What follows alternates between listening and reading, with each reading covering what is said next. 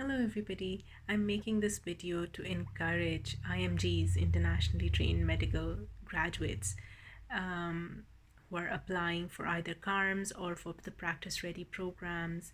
I hope my story will give you some motivation and encouragement to continue to work towards your goal.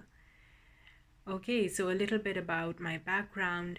I am an international medical graduate from Pakistan. And after graduating, I did ophthalmology residency, and I was working independently as an ophthalmologist before I moved to Canada. I was a very hardworking and resilient student, and I'm sure you all are. I'm sure you are hardworking, which is why you were able to become doctors in the first place, and I'm sure you are resilient, which is why you are working towards matching to a residency program, which is one of the toughest in the world to get matched to as an IMG. So, in Pakistan, I did my specialization not only from the College of Physicians and Surgeons of Pakistan, but I also did wrote the UK specialization exams and got GMC registration.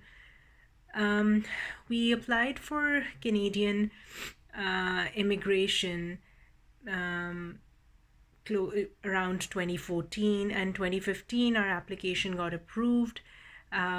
We visited Canada for 15 days and got our permanent resident cards. And when we did come here, I did know that it was next to impossible for me to be able to work as a doctor in Canada. So, I took that trip as the first and the last time that we were coming to Canada. So, we really enjoyed those 15 days and went back home. In 2018, it was the last year for us to have any chance of moving to Canada if we had to, because otherwise our PR card would expire. My husband, without me knowing, was applying to jobs in Canada, and fortunately, he got a transfer in the same company that he was working in Pakistan. So I really thought it would be very ungrateful if we still decide not to move. So, with a very heavy heart, knowing on one hand that it's difficult to get into the Canadian healthcare system, we did move. But at the same time, what motivated us was a better future for our kids, of course, better opportunities for them, which is why I'm sure all of you decided to move too. So when we were moving, I actually went to a bookstore, the most popular bookstore in Lahore, and asked them for any books that could help me prepare for the Canadian exams. And they handed me over Toronto Notes. And the book was so intimidating. Being an ophthalmologist, I was out of touch with medicine, orthopeds, dermatology, general surgery. I knew nothing about all these specialties. I had forgotten everything. So starting to study for the QE1 was really tough, and it took me more than a year to prepare for that exam. It was more difficult for me than all of you who have been practicing as either GPs or family physicians or in medicine in your home country. But continued to work hard, and finally I was able to write the exam and got a pretty decent score. At the same time, I started working on my CV. Within a few months of arriving to Canada, I realized that the CV that is used in the Canadian healthcare system is completely different from the kind of CVs that I had been using in throughout my career in Pakistan, where we would just need, did this, residency from this year to this year and practice in this hospital from this year to this year, all the dates and the degrees, and that was it.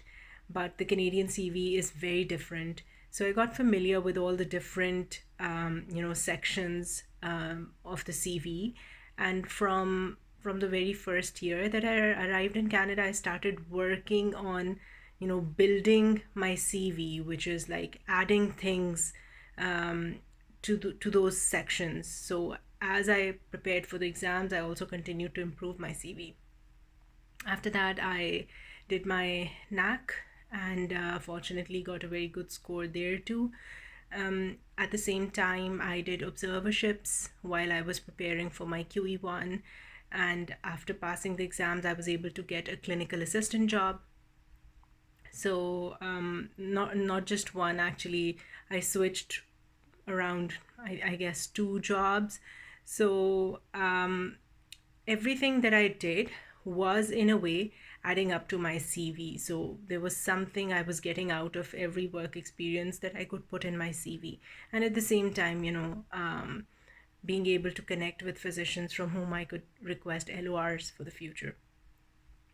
Here, I would also want you to know that I also applied for practice ready positions in ophthalmology.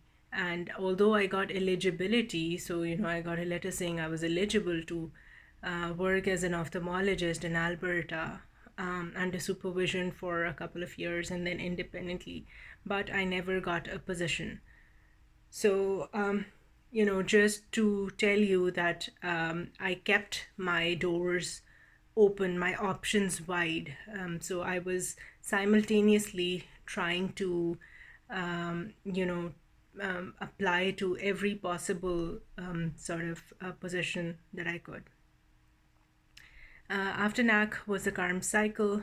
So worked on my personal statement, my CV, which I had already been working on, and then prepared for interviews, Casper, IELTS, one thing after the other. So it was definitely very stressful and hectic. But I never gave up, continued working towards it. It is important to stay in touch with people who are positive, with people who would encourage you. There are so many people who would discourage you or tell you it's not possible. Try to stay away from such people. So CARMS 2021, I did not match. So despite doing my best, I still did not match. Anyways, was depressing. Seemed like I didn't want to live in Canada anymore. But I still kept working towards improving my CV and doing everything else that I could for the next cycle. But at the same time, I started applying for jobs in UK as an ophthalmologist since I had a GMC registration. I worked as a teacher, as an instructor at a private college as a healthcare leadership instructor. At the same time, I was an instructor for other IMGs as well, for QE1 and NAC, supervised practice sessions too. So kept doing whatever I could while I was in Canada. I learned a lot from the experience in the CARM cycle that I did not match in, and kept preparing for my CARMS too. So in 2022, I took the interview and went to UK as a specialty doctor in ophthalmology and started, joined the hospital there.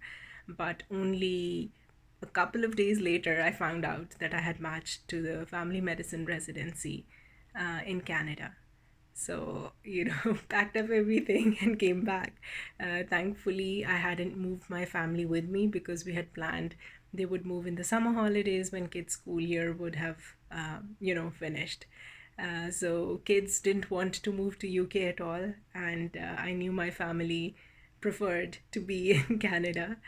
So, and so did I, to be honest. It's very difficult to match to get into the Canadian healthcare system and start working as a doctor, but everything else about the country is great.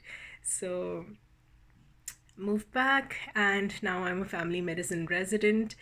Um, the purpose to share this story was to encourage you, to let you know that if you work hard enough, you will definitely get there. Please believe in yourself. Please don't give up. Please don't listen to people who discourage you, who tell you it's not possible. Listen to yourself and believe in yourself, and keep your options open. Just don't restrict yourself to one thing. Keep your options open, so that wherever you have the best chance, you're going to match. All right, everybody, take care, and I wish you all the best. Bye.